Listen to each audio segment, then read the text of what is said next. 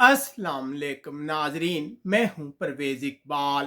बरतानिया में लॉकडाउन पाबंदियां मजीद 4 हफ्ते जारी रहेंगी।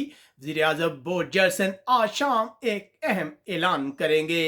अक़वाम मुत्तहिदा की महाजर एजेंसी का कहना है कि एक ही दिन रिकॉर्ड 1000 से जायद तारकिन वतन को समुंदर के रास्ते यूरोप की जानब सफ़र करने से रोक दिया गया। इन लोगों को वापस लीबिया ले जाया गया है।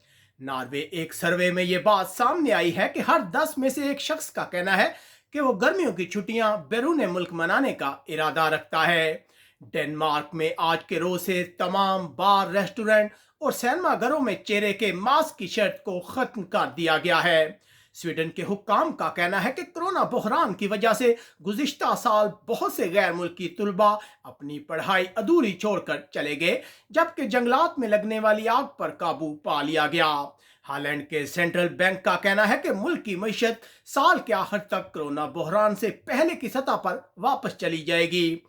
पुर्तगाल की हुकूमत ने बरतानिया के शहरियों के लिए पीसीआर कोरोना टेस्ट की शर्त खत्म कर दी, जबकि मुल्क में डेल्टा कोरोना वायरस के वाकयात में इजाफा। यूनान में बेरोजगारी को लेकर खदशात बढ़ रहे हैं। माहरीन का कहना है कि यूनान में ऐसे बहुत से बेरोजगार अफराद हैं जिनका किसी भी जगह इंदराज नहीं है।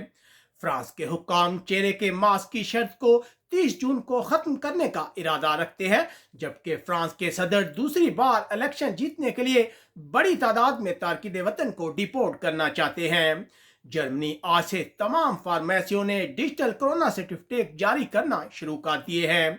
इटली के वजीर आजम का कहना है कि अगर हालात खराब होते हैं तो बरतानिया के शहरियों के लिए दोबारा करंतना की शर्त लाजमी करार दी जाएगी, जबकि इटली में एक शख्स ने 3 अफराद को हलाक करके खुदकशी कर ली।